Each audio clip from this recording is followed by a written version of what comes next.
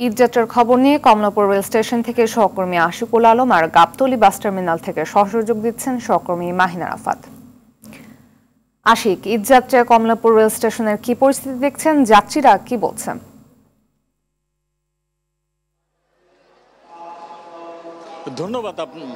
ধন্যবাদ আপনাকে। আমরা সকাল থেকে যেমনটা দেখছিলাম বেশ স্বস্তির সাথেই কিন্তু কমলাপুর রেলওয়ে স্টেশন থেকে ঈদে ঘরমুখ মানুষ যাত্রা করছেন।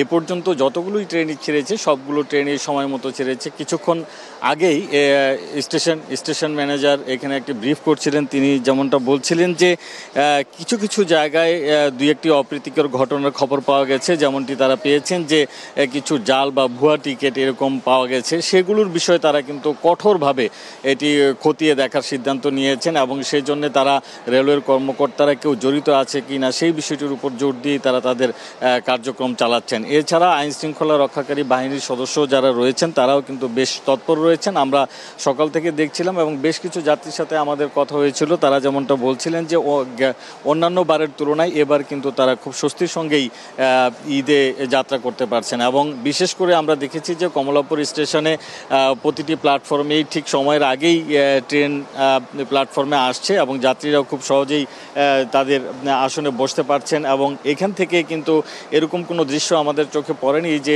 ট্রেনের ছাদে কেউ ভ্রমণ করছেন বা বিনা টিকিটে ভ্রমণ করছেন, এরকম কাউকে কিন্তু এখানে আমরা দেখিনি। এবং সেই ক্ষেত্রে কিন্তু রেলওয়ের কর্মকর্তা যারা রয়েছেন তারাও কিন্তু খুব তৎপরতার সাথে এই কার্যক্রম পরিচালনা করছেন। তো ফাতিমা, এই ছিল আমার কাছে কমলাপুর রেলওয়ে স্টেশন থেকে। এখন আমাদের সাথে যুক্ত হবেন গাবতলী থেকে আমাদের সাথে যুক্ত হবেন আমাদের সহকর্মী মাহিন আরাফাতের কাছ থেকে জানবো বাসে ঈদে গরমুখ মানুষের খবরাখবর। মাহিন। ধন্যবাদ বাসির।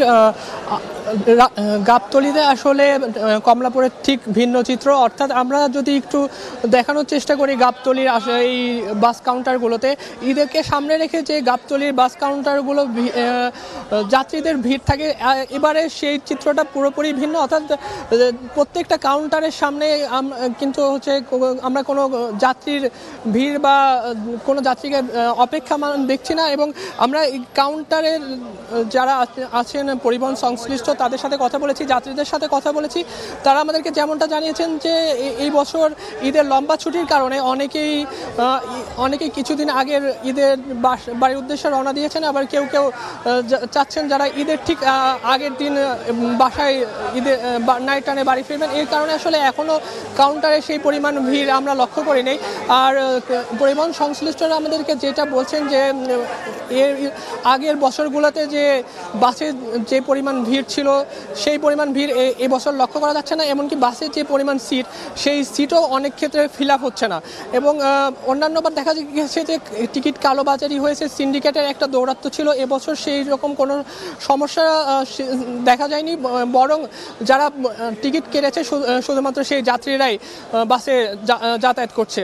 এছাড়া আমরা দেখেছি যে পুলিশ, র্যাব সহ আইন শৃঙ্খলা বাহিনী এই কাউন্টার এবং বাসে যাতায়াত পথ সেখানে তারা তল্লাশি চালাচ্ছে এবং ধন্যবাদ আপনাদের দুজনকেই।